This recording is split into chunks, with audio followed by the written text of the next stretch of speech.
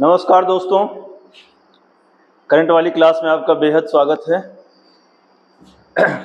शुरू किया जाए करंट आपके लिए, और आपके लिए है हो चुका आगाज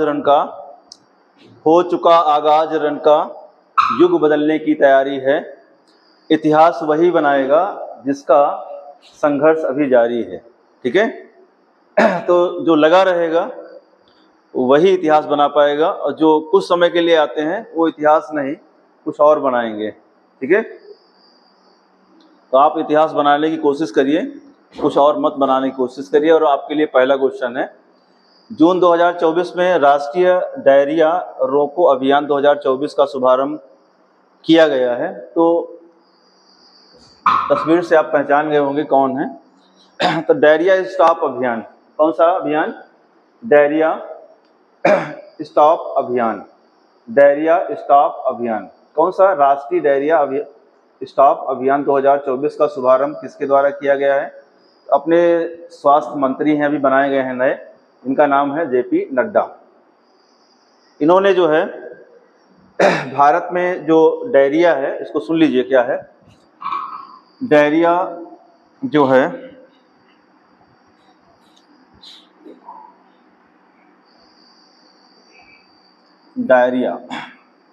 डायरिया रोको अभियान, इसकी जो शुरुआत किया है जेपी नड्डा ने किया है, अभी हाल ही में किया है, 2024 में किया है। तो इस अभियान के तहत जो 0 से कह सकते हैं 5 वर्ष के बीच जो बच्चे हैं उनको डायरिया से बचाने के लिए ORS का घोल नहीं आता है, ORS और जिंक के पैकेट वितरण किए जाएंगे। किसके? जिंक के पैकेट। तो इसको भी आप लिख लीजिए, ORS और जिंक के पैकेट क्या किए जाएंगे? वितरित किए जाएंगे डायरिया से बचाने के लिए। अर्थात इसमें क्वेश्चन आपके लिए और है कि इस डायरिया से भारत में जो मृत्यु होती है बच्चों की, उस मृत्यु दर को शून्य करने के लिए, मृत्यु दर को क्या करने के लिए? शून्य करने के लिए ये अभियान चलाया जा रहा है। जेपी नड्डा जो अपने भारत के स्वास्थ्य मंत्री हैं, उनके द्वारा चलाया जा रहा है। थोड़ा सा एक क्वेश्चन आपके लिए कभी कभी एग्जाम में आ जाता है कि ORS का पूरा नाम क्या है? तो इसका पूरा नाम है ओरल रिहाइड्रेशन सॉल्यूशन। ये कभी कभी एग्जाम में आता है कि जो ORS दिया जाता है तो हाइड्रेशन जो हो जाता है, पानी की कमी जो हो जाती है, तो उसको पुनः का मतलब होता है पुनः हाइड्रेशन बनाने के लिए ORS का घोल बनाया जाता है। और आपको ये भी पता होना चाहिए कि डायरिया में होता क्या है। इसमें मृत्यु हो जाती है, अगर ज़्यादा हो गया तो मृत्यु भी हो जाती है। उस मृत्यु दर को शून्य करने के लिए डायरिया में होता क्या है, तो इसमें पानी की कमी हो जाती है। किसकी? पानी की कमी हो जाती है, और इसी पानी की कमी को पूरा करने के लिए इसका घोल दिया जाता है। किसका? ORS। इसका पूरा नाम क्या है? ओरल रिहाइड्रेशन का मतलब होता है पुनः हाइड्रेट करना, और एक सॉल्यूशन होता है जिसका नाम पूरा नाम क्या है? ORS। ठीक है, दूसरा क्वेश्चन देखिए जरा, इंपॉर्टेंट है और आपके लिए तो बेहद इंपॉर्टेंट है। ये क्वेश्चन कहीं ना कहीं एग्जाम में आपसे पक्का पूछा जाएगा। लिखा हुआ है, हाल ही में भारत के पहले AI विश्वविद्यालय। ये देखिए, ये AI विद्यालय का नाम क्या है? यूनिवर्सल AI यूनिवर्सिटी, जिसका अंग्रेजी में कहेंगे UAIU। तो यू से क्या बनेगा? यूनिवर्सल AI आर्टिफिशियल इंटेलिजेंस और यूनिवर्सिटी ने किसको अपना कुलपति नियुक्त किया है? तो ये गजब क्वेश्चन है। पहले तो आप ये जानो कि इसका आंसर क्या है। इसका आंसर है प्रोफेसर साइमन मॉक। क्या है आंसर? क्या है? प्रोफेसर साइमन मॉक, ये आंसर सही है इसका। ये कहाँ के प्रोफेसर हैं? तो ये पहले गैर भारतीय हैं, अर्थात इनको हम क्या कहेंगे, ये भी लिख के आ सकता है, ये गैर भारतीय हैं जिनको AI यूनिवर्सिटी का कुलपति बनाया गया है। ये रहने वाले कहाँ के हैं? तो ये अमेरिका के प्रोफेसर हैं। कहाँ के हैं? अमेरिका के प्रोफेसर हैं। तो ये हम ये भी कह सकते हैं कि ये पहले ऐसे व्यक्ति हैं जो गैर भारतीय हैं और इनको यहाँ का कुलपति बनाया गया है। तो इसके बारे में थोड़ा सा और जान लेते हैं। क्या जो यूनिवर्सल है आपका, यूनिवर्सल AI यूनिवर्सिटी,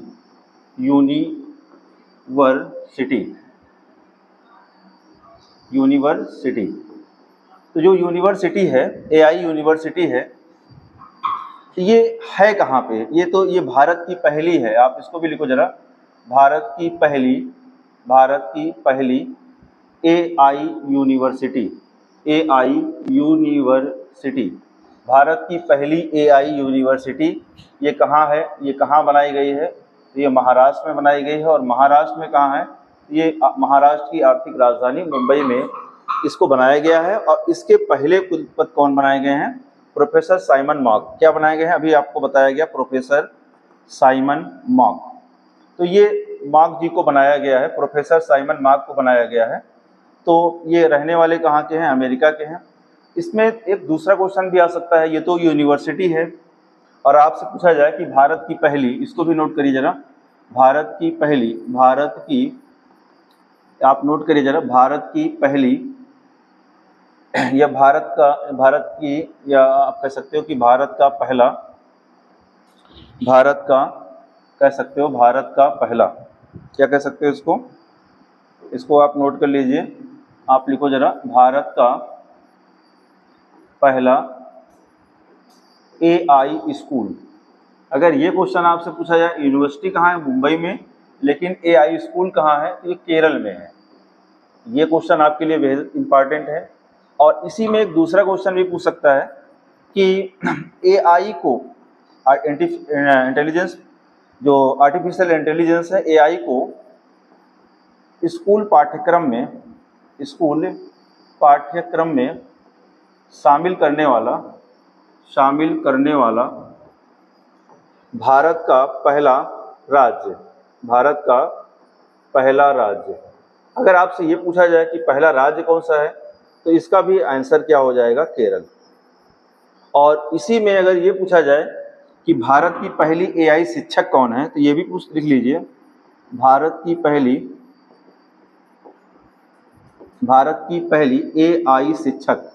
AI शिक्षक जो हैं, या शिक्षिका कह सकते हैं, तो वो कौन है? उनका नाम है आइरिस। क्या नाम रखा गया है? आइरिस। तो इसको भी नोट कर लीजिए, आइरिस। ठीक है, ये भी इम्पॉर्टेंट है। ये सब केरल के क्वेश्चन है। भारत का पहला AI स्कूल केरल में बनाया गया है। AI को स्कूल पाठ्यक्रम में शामिल करने वाला, या आ सकता है कि जूनियर क्लास में शामिल करने वाला पहला राज्य कौन बन गया है? तो केरल। भारत की पहली AI शिक्षक कौन है? तो इसका आंसर भी क्या होगा? नाम है आइरिस, और ये शिक्षक कहाँ की है? केरल की। तो ये भी आप थोड़ा सा नोट कर लीजिए, इंपॉर्टेंट क्वेश्चन है। तो आपके लिए जो क्वेश्चन आपके लिए था वो ये था, कौन सा क्वेश्चन था ये? तो AI विश्वविद्यालय यूनिवर्सल AI यूनिवर्सिटी है, इसका पहले कुलपति कौन बनाए गए हैं? तो प्रोफेसर साइमन मॉक बनाए गए हैं। ये कहाँ के हैं? अमेरिका के रहने वाले हैं। देखिए इधर एक क्वेश्चन मैं आपको और बताना चाहता हूँ इसी में, कि जो कुलपति बनाए गए हैं, कुलपति,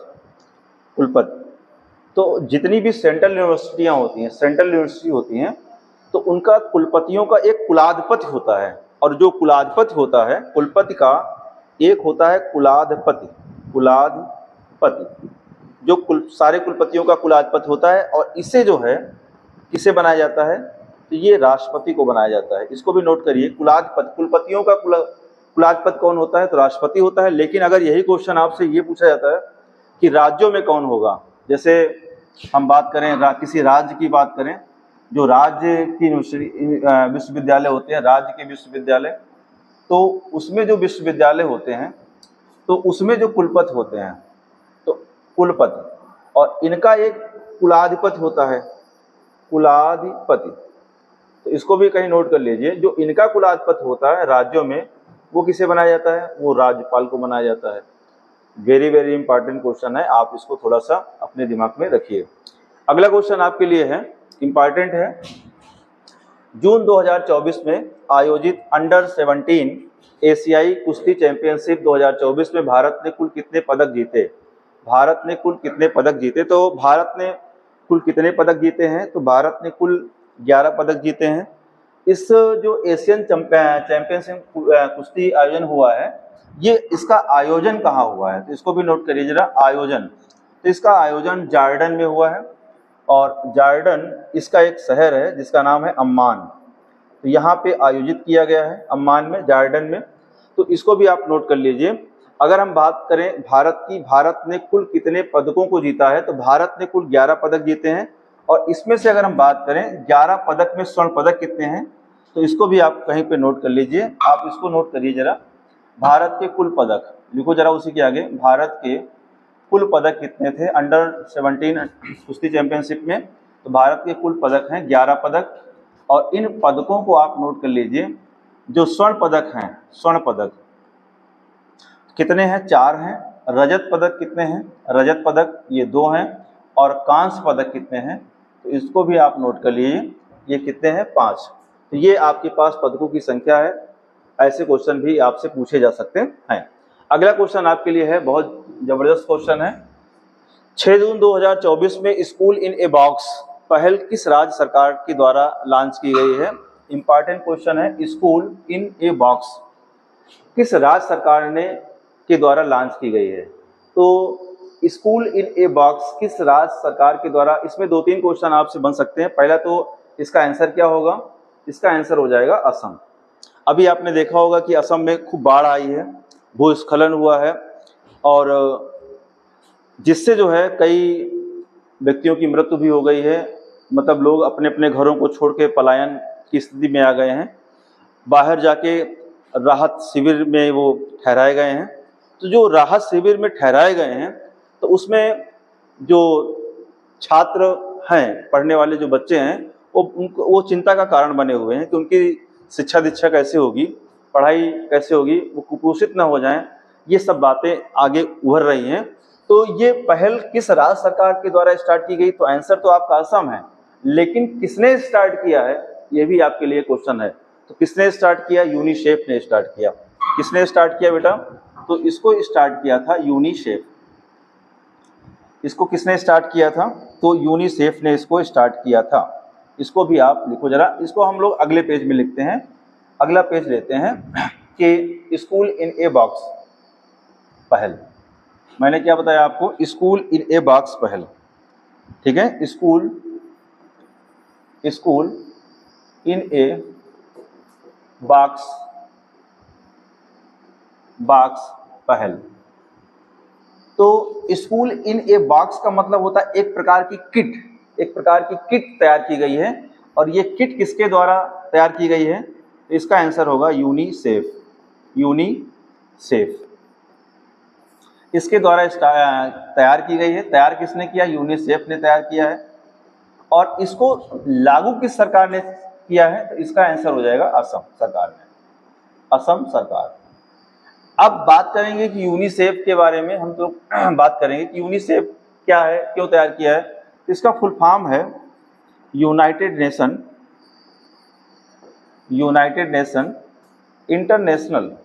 international child emission fund. Child emission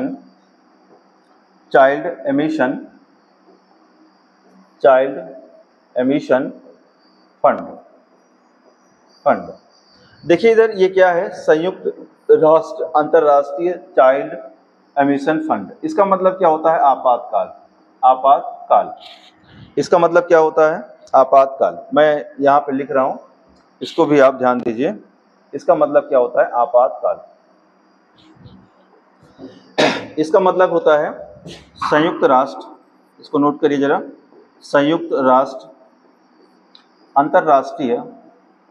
अंतरराष्ट्रीय चाइल्ड मतलब बच्चे, क्या हो जाएंगे, बच्चे, या चिल्ड्रेन भी इसको कह देते हैं, चिल्ड्रेन एमिशन फंड। एमिशन का मतलब क्या होता है, आपातकाल। और फंड का मतलब होता है कोर्स। देखिए इधर, अब इस यूनिसेफ से ये 2 शब्द हटा दिए गए हैं। अगर आपसे कोई यूनिसेफ का फुल फॉर्म पूछ लेगा, तो आपको बताना पड़ेगा यूनाइटेड नेशन चाइल्ड फंड या चिल्ड्रन फंड। ये कब हटाए गए थे, तो ये 1953 में हटा दिए गए थे। इसको भी आप नोट करिए। इसकी स्थापना किसने करवाई थी और कब करवाई थी? तो स्थापना के बारे में लिखिए जरा। स्थापना कहा जाता है कि जब द्वितीय विश्व युद्ध समाप्त हुआ तो बहुत सारे देश नष्ट हो गए थे और उसमें से जितने भी बच्चे थे वो कुपोषित और उनकी शिक्षा दीक्षा के लिए एक संस्था की स्थापना की गई थी जिसका नाम था यूनिसेफ। और इस संस्था की स्थापना किसने किया था? तो संयुक्त राष्ट्र महासभा ने। किसने? संयुक्त राष्ट्र की महासभा के द्वारा 11 दिसंबर 1946 में इसकी स्थापना की गई थी। सबसे पहले यही उभरा और इसका जो मुख्यालय था, मुख्यालय इसको नोट करिए जरा। यूनिसेफ का मुख्यालय कहाँ बनाया गया है? न्यूयॉर्क। कहाँ पे? न्यूयॉर्क। तो इसका मुख्यालय कहाँ बनाया गया था? न्यूयॉर्क में बनाया गया। और स्थापना कब की गई थी? तो 11 दिसंबर 1946 को। सबसे ज़्यादा आपत्ति कहाँ थी? तो सबसे ज़्यादा बच्चों जो कुपोषित थे वो सबसे ज़्यादा द्वितीय विश्व युद्ध का असर कहाँ देखने को मिला था? तो सबसे ज़्यादा द्वितीय विश्व युद्ध का जो था यूरोप सबसे ज़्यादा प्रभावित था। और इसमें से अगर देखा जाएगा तो यूरोप और चीन ये सबसे ज़्यादा प्रभावित थे। इनके लिए ही यूनिसेफ की स्थापना कब की गई थी? 11 दिसंबर 1946 को की गई थी। और इसका मुख्यालय कहाँ बनाया गया था? न्यूयॉर्क में बनाया गया था। तो यूनिसेफ के द्वारा ही स्कूल इन ए बॉक्स पहल की शुरुआत की गई। मतलब एक प्रकार की शिक्षा देने की एक किट तैयार की गई और वो किट राहत शिविरों में रुके हुए बच्चों को असम सरकार के द्वारा प्रदान किया गया। ठीक है, ये बड़ा क्वेश्चन था, ये आपके लिए इंपॉर्टेंट है। ठीक है, अगला क्वेश्चन आपके लिए इंपॉर्टेंट है। Henley private wealth migration report 2024 करोड़पतियों के पलायन के मामले में भारत का कौन सा स्थान है? बड़ा अच्छा क्वेश्चन है। एक आपने सुना होगा हेनले पासपोर्ट इंडेक्स, वो अलग रिपोर्ट है, और Henley private wealth migration report ये अलग रिपोर्ट है। ये एक प्रकार की रिपोर्ट जारी करती है जो करोड़पति होते हैं किसी देश के और अपने देश को छोड़कर किसी दूसरे देश में पलायन करते हैं, तो उस प्रकार की ये रिपोर्ट जारी करती हैं। उसमें से ये आपसे बताया जा रहा है कि 2024 में करोड़पतियों के पलायन के मामले में भारत का कौन सा स्थान है, ये क्वेश्चन आपसे पूछा जा रहा है। ठीक है, तो आपका भारत का कौन सा स्थान है, इसका आंसर हो जाएगा तीसरा। मतलब करोड़पति जो पलायन करते हैं विश्व में, वो पलायन करने वाले में देशों में सबसे ज़्यादा कहाँ के देश हैं? तो इसमें पलायन करने के मामले में सबसे फर्स्ट में आपका आता है चीन। चीन के लोग सबसे ज़्यादा पलायन करते हैं। कहाँ के बेटा? चीन के। दूसरे नंबर पे आपका आता है यूनाइटेड किंगडम। यूनाइटेड किंगडम, इसका नाम आता है यूनाइटेड किंगडम। और तीसरे स्थान पे अपना भारत आता है। ठीक है, अगर हम बात करें कि सबसे ज़्यादा जो करोड़पति हैं ये कहाँ के पलायन करते हैं, तो चीन के करते हैं। और दूसरे स्थान पे कौन है? यूनाइटेड किंगडम है, यहाँ के लोग पलायन करते हैं। और तीसरा स्थान किसका है? ये भारत का है, जहाँ के लोग पलायन करते हैं। यही क्वेश्चन आपसे पूछ रहा है। लेकिन अगर हम बात करें कि ये पलायन करने के बाद अभी एक लिस्ट और जारी की गई है, जिसको दूसरे पेज में हम लोग देखेंगे कि जो करोड़पति जो पलायन करते हैं, करोड़पति जो पलायन करते हैं, तो ये सर्वाधिक पलायन करते या करने वाले सर्वाधिक किस देश में रुकते हैं? सर्वाधिक किस देश में रुकते हैं? किस देश में रुकते हैं? तो अगर ये क्वेश्चन आपसे पूछा जाए रुकते हैं, तो फिर आपका आंसर हो जाएगा। इसका अभी एक रिकॉर्ड बना है, जो सबसे ज़्यादा रुके हैं, कहाँ पे रुके हैं? यूएई में। तो ये भी आपके लिए है, सबसे ज़्यादा करोड़पति कहाँ रुकते हैं? तो यूएई में रुकते हैं। और सबसे ज़्यादा कौन से देश के पलायन लोग करते हैं? तो वो पहले नंबर पर आपका चीन है, दूसरे नंबर पर यूनाइटेड किंगडम है। यूनाइटेड किंगडम क्या है, इसको भी देख लीजिए। कुछ लड़के पूछ रहे हैं यूनाइटेड किंगडम क्या है, तो जिसको हम लोग बोलते हैं शॉर्टकट में यूके। अब इसके कितने भाग हैं? तो इसी के हैं आपके 4 भाग। कौन कौन से हैं? एक आपने सुना होगा इंग्लैंड, एक आपने सुना होगा वेल्स प्रांत, एक आपने सुना होगा स्कॉटलैंड, और एक सुना होगा उत्तरी आयरलैंड। अगर इन सबको मिला दिया जाए, तो ये बनता है आपका यूके। क्या बनता है आपको, यूके। और इन तीनों में से आयरलैंड को हटा दिया जाए तो ये बनता है आपका ग्रेट ब्रिटेन। क्या बनता है आपका, ग्रेट ब्रिटेन। इसको भी आप अपने दिमाग में रखिए कि यूके में कौन कौन आते हैं और ग्रेट ब्रिटेन में कौन कौन आते हैं, ये आपके लिए इंपॉर्टेंट क्वेश्चन है। ठीक है, आगे हम लोग चलते हैं। हाल ही में किस केंद्र शासित प्रदेश ने उल्लास नव भारत साक्षरता कार्यक्रम के तहत पूर्ण कार्यात्मक साक्षरता हासिल किया? तो इंपॉर्टेंट है, कौन सा उल्लास नव भारत साक्षरता कार्यक्रम, कौन सा कार्यक्रम है, उल्लास नव भारत साक्षरता कार्यक्रम। अर्थात साक्षरता में इन्होंने जो है बड़ी उपलब्धि हासिल किया है। इसका मतलब क्या, जैसे हम लोग पूछते हैं, हम लोग जानते हैं कि भारत का सबसे अधिक साक्षर जिला, भारत का जैसे जिला पूछा जाए, राज्य पूछा जाए, तो आपसे क्या आंसर होगा इसमें? अगर पूछा जाए कि भारत का इसमें हम लोग लिखते हैं भारत का सबसे साक्षर राज्य कौन सा है? अगर हम इसकी बात करें तो इसका आंसर हो जाएगा केरल। लेकिन जो अभी उल्लास नव भारत साक्षरता मिशन इसको स्टार्ट किया गया है, कार्यक्रम स्टार्ट किया गया है, इस मिशन से जो आपका लद्दाख है, इसका आंसर क्या होगा, लद्दाख। तो इसने एक बड़ी उपलब्धि हासिल किया है। अर्थात इस उपलब्धि से, इस कार्यक्रम से लद्दाख में 97% लोगों को साक्षर किया गया है। कितना किया गया है? 97% लोगों को साक्षर किया गया है। इसका आंसर ये है, लोगों को साक्षर किया गया है। अर्थात इस कार्यक्रम के द्वारा अगर केंद्र शासित प्रदेश की हम बात करें तो सबसे साक्षर राज्य कौन सा बन गया है आपका? अब बन गया है आपका लद्दाख। ठीक है, तो इसको आप नोट कर लीजिए, इंपॉर्टेंट क्वेश्चन है। और उसी में अगर हम बात करें, केवल लद्दाख की बात करें, जैसे देखिए इधर एक लद्दाख आया है, तो लद्दाख के बारे में बात कर लेते हैं। लद्दाख, अगर हम बात करें कि लद्दाख केंद्र शासित प्रदेश कब बना, तो इसको भी नोट करिए, लद्दाख केंद्र शासित प्रदेश, लद्दाख केंद्र शासित प्रदेश ये कब बना था? तो लद्दाख केंद्र शासित प्रदेश जो है ये बना था आपका 31 अक्टूबर 2019। 31 अक्टूबर 2019 को जम्मू कश्मीर JNK को इसके दो भाग कर दिए गए थे, एक लद्दाख और एक जम्मू कश्मीर JNK। ये दो केंद्र शासित प्रदेश बन गए थे, लद्दाख और जम्मू कश्मीर। लद्दाख में कुल कितने जिले हैं आपसे पूछा जाएगा, तो एक आपके पास दो ही जिले हैं, एक है लेह और एक दूसरा कौन सा है, लद्दाख। दूसरा क्वेश्चन आपसे एक बन सकता है कि लद्दाख की सबसे प्रमुख नदी कौन सी है, तो इसकी एक सबसे प्रमुख नदी कौन सी है, सिंधु नदी है। और सिंधु नदी कहाँ से निकलती है, तो आपको पता होना चाहिए कि सिंधु नदी जो है मानसरोवर झील से निकलती है। तो इसको भी आप नोट कर लीजिए, मानसरोवर झील।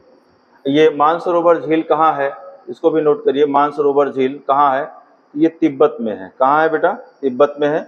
मानसरोवर झील से सिंधु नदी निकलती है, एक नदी और निकलती है, तीन नदियां। आप बताओ जरा कौन कौन सी नदियां हैं? एक आपकी सिंधु नदी है, एक कौन सी है आपकी, इसको भी नोट कर लीजिए, एक है आपकी ब्रह्मपुत्र नदी। कौन सी है? ब्रह्मपुत्र नदी यहाँ से निकलती है। और एक आपकी है सतलज नदी, सतलज नदी।